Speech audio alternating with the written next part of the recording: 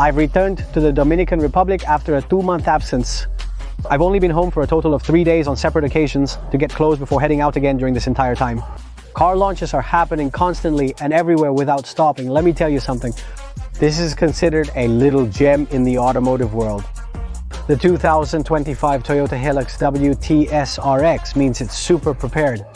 Let's look around because they've made many modifications that make it look like a much more aggressive truck, much more impressive, powerful from the moment you see it from the front. Let's analyze what they've done to make it stand out from the others. Because here we don't quite get to the point of it being a GR, but it's almost up there, close to the GR. I think this one looks more impressive as it's wider. Subscribe to my channel, could you please do it? Most of my video viewers aren't subscribed. Subscribing greatly helps me out. Look at having a car like this and bringing it to you before anyone else. This car is competing to be the car of the world. Will it win or not? Subscribe to my channel and I'll tell you more later. Thanks.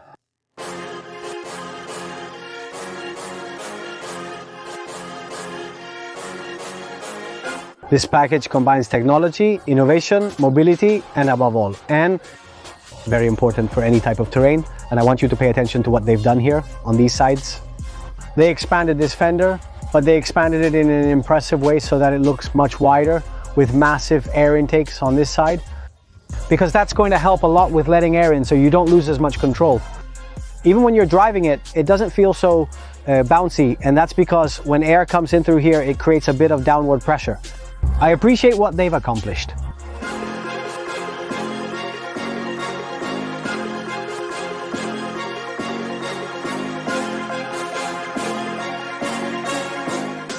If we look at the exterior details, it keeps that robust style that we all already know. Let's start with the side lights here. Both are LED lights. This is a reflector. We have an LED light, but if you notice, all those outlets that look like little mountains and ridges on the front part, that's to direct air. They studied that in wind tunnels. Down here we have another fog light. And well, the huge side intake we have there, the big logo in the center with the camera, and it has a good approach angle, air intakes. But in terms of the front, imagine it with a winch. How would this look? It would look incredible. What I appreciate most is that it's a diesel engine, which we don't have in the United States. Let's take a look under the hood to see what powers this vehicle. We only have the gasoline Tacoma, and you already know what was happening over there with the Tacoma. But if you look here, there's a really interesting detail. The air intake has 2 fins, so that even inside the air intake, you can direct more air and help make the aerodynamics impressive. And that's what they've done here, because I hadn't noticed. I saw that it was a big air intake, but when I look at the details, I see that there are 2 shark fins inside here. I like that. The nicest thing for me about this truck is that it's a diesel engine, and you only find this outside the United States. In the United States, there is a war against diesel engines. Diesel-powered trucks, pickups, and other vehicles are being phased out. It has a 2.8-liter 4-cylinder engine with 204 horsepower. It's a turbo diesel, and it's paired with a 6-speed automatic transmission. It has a Toyota logo cover on top that you can remove. For mechanics, it's wonderful because you have easy access to everything there. These diesel engines are not only efficient with heavy loads, but they are also very efficient when it comes to slopes, dirt roads, gravel roads, even a bit of mud. They perform very well on those roads. Also, inside it includes an electronic 4x4 selector, which we will look at in more detail. When seated inside, the hood's weight is surprising, indicating it's well constructed, solid, and to my liking. Steal this for people who love cars. This is a real machine. And of course, this truck is adored everywhere I go. This comes directly from Argentina. That's where the factory is.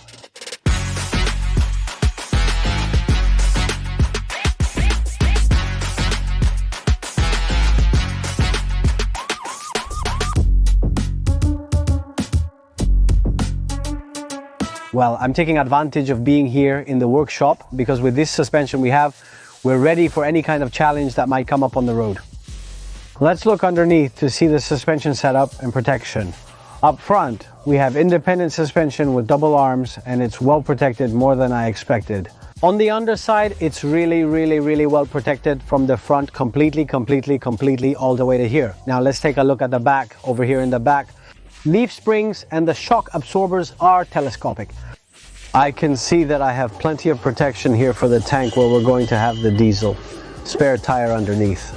I want to show you the entire suspension bar here so you can see it clearly.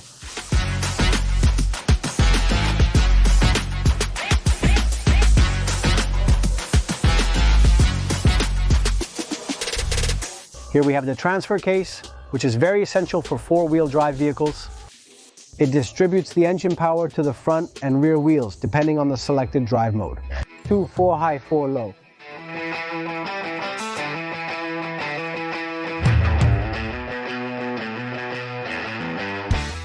From the side, it's one of its best angles, super impressive. It has running boards down here, a step to make it easier to get in on it. Now the bumper is wider. As a result of the side panels it has, now it's even wider, 18-inch wheels. In this version we have a camera because there's a bird's eye view, 360 degrees Hilux. Mirrors that are retractable are not heated because this is not a place that needs to be heated. Fenders here, keyless entry, I have the key in my pocket. Still, they put like here on the door the trims, the black pillars, and here behind the mirror there are more guides, those that are for air and aerodynamics. It has a lot of guides in the back. If I come over here and open the door, it's really heavy, which means the door seals really well, same size fender that we have. In the front, they added back here to completely cover the wheels. Over there, up front, it also completely covers them, the wheels. And there are other guides here, which are also air guides. What I like the most is this metal piece they've added here, which says Hilux. And look at this part. The chrome doesn't bother me at all because it gives this truck a tough look and I really like it. You can even put rails up here on the roof because there are small rails, so you can add rails on top. The rear light also has guides. They've really thought about the aerodynamics, even though it's diesel, which saves more. All those little touches make you more efficient when it comes to this truck's fuel consumption. This path reveals the entire suspension system, which you already saw from underneath.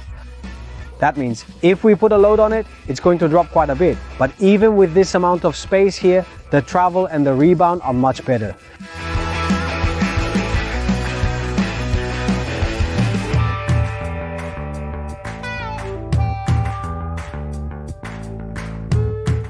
As for the space, here in the back seats, it's really good. In the doors, we have cup holders, there are speakers, and a bit of that piano material on the top part. These seats, do they recline or not? Up here in the front, we have this rope. When we pull it, the seat lifts up from the bottom. There's a compartment to store small items, though I'm not sure what specifically you'd keep there. And you can do it from both sides. Now here on the inside, well, there's a handle to help you get in. Inside, there's no air conditioning vent. Here we do have one, and this is for hanging women's purses.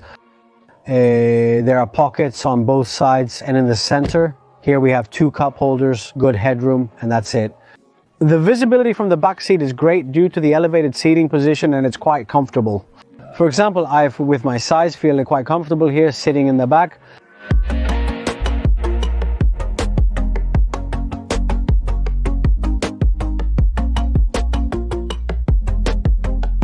I wanted to come to a dirt road to really test it the way it deserves to be tested because it's nice to drive it on the street.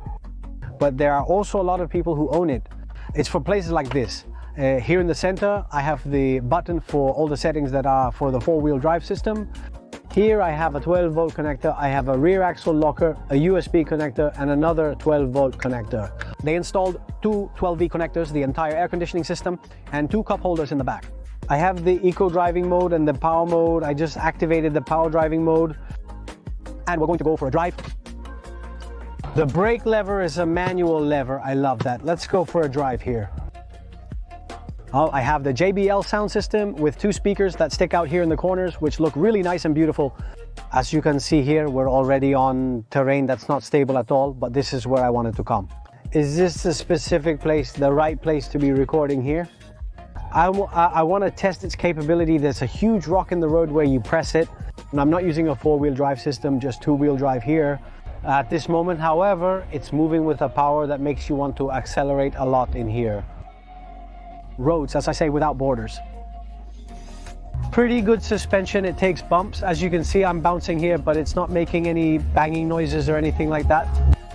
It deserves a climb here on a rocky path that it's going to go up quite easily without even slipping. It goes up this like it's nothing, up here. You can see I have Apple CarPlay, I have Android Auto in the navigation system, good visibility front and back. I appreciate that my truck doesn't have a sunroof and has a traditional gear lever instead of buttons like some other trucks. Take, oh. This one feels good, and accelerating makes it feel great. That's when you want to really push it on the dirt because it's here in its natural environment. What was made specifically for it? I have a drawer down here with a key, another drawer here where I rest my arm, look, and a little boot slipped there, but it still went up without any problem. It works smoothly everywhere. Excellent performance.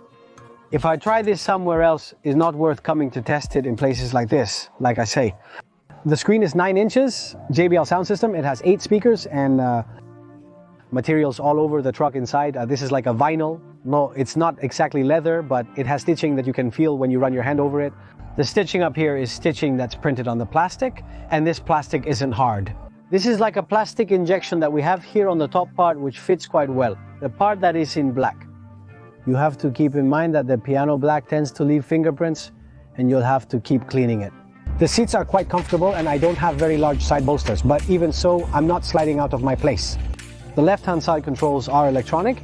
There's a lot of mud here, and if it weren't for a truck like this, you'd get stuck and bogged down right here. But look, there's really a lot of mud here.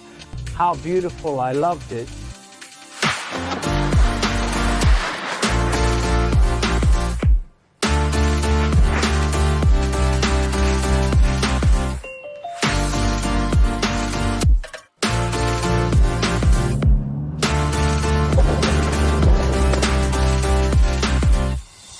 The price varies depending on your location, as each country has different tariffs.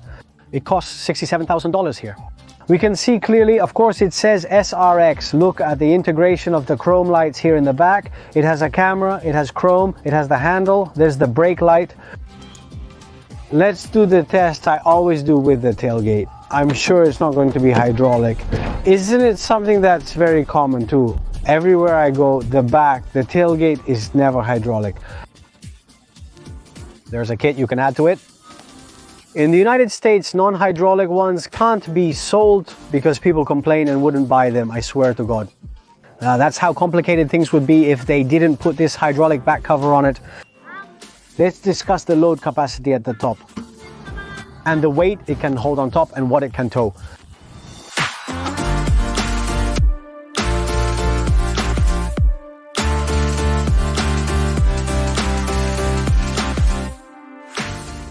Up here, the cargo area is quite spacious.